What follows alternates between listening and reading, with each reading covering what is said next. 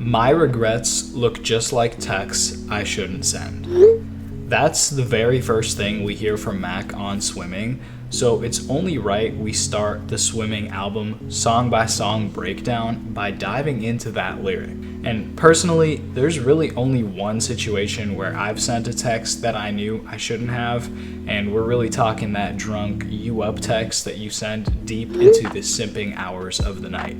You know it's wrong, you know you shouldn't, but you also know that you can rely on that text to get you what you need in that moment. And that late night text could also be referencing drug addiction. And for Mac, his use of drugs to fill that void in him is just like that you up text that we wait all night to send, hoping for someone or something to stop us. When no one and nothing does, we go right back to the old reliable, the comfortable.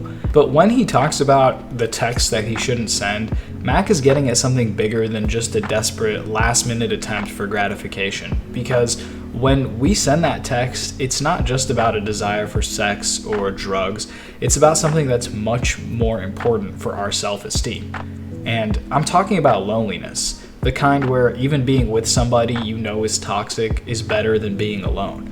Whether it's an ex or a friend who pulls you back into some old habits you swore to stop doing thousands of times, it's familiar and it's better than nothing. It's better than being alone. And for Mac, his attempts to escape loneliness are really well documented. On Small Worlds, he says, "You never told me being rich was so lonely.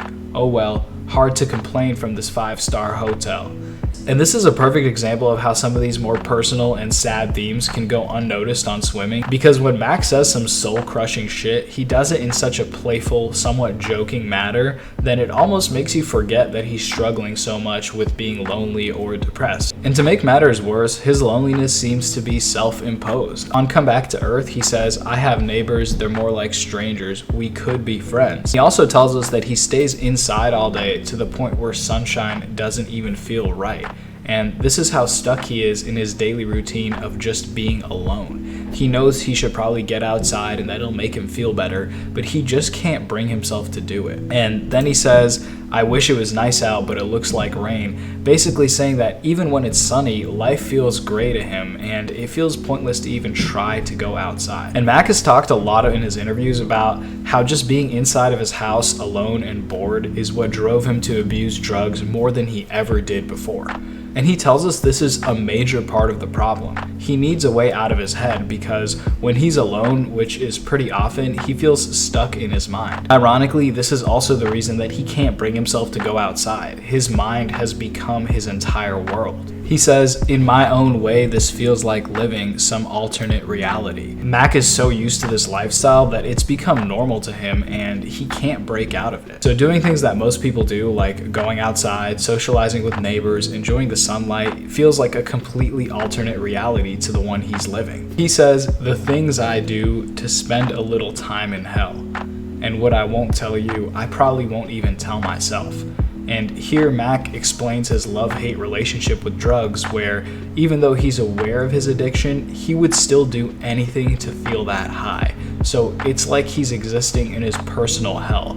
And even though he's so self-aware, he still admits that he's lying to himself about how serious his addiction is. And this battle with the part of you that knows better is a private back and forth that we all experience, but we really never speak of, unless you're Mac Miller.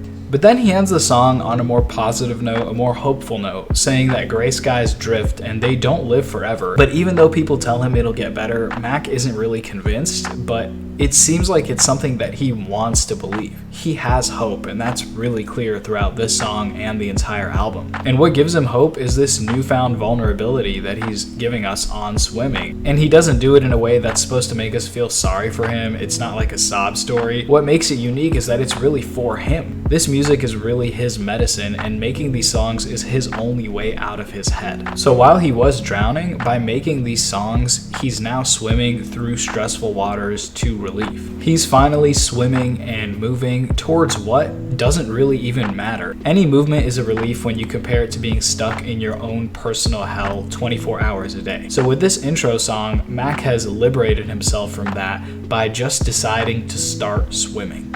But as I'm going to touch on as we break down every song in this series, he didn't just wake up one day and learn how to swim. This was a process of being vulnerable, of accepting yourself, accepting your imperfections and your flaws, and realizing that that's what makes us human. And rather than looking at your flaws as something that you hold against yourself, Mac was finally able to embrace those imperfections as part of who he is and start his journey towards self-improvement. So we'll get to all that in the future breakdowns. So make sure you're subscribed and have notifications on, because I'll be breaking down Hurt Feelings next. You should check out some of my other Mac videos right there. And if you've been eyeing this artwork behind me, I actually partnered with the artist to get you 10% off any of his hip hop inspired art.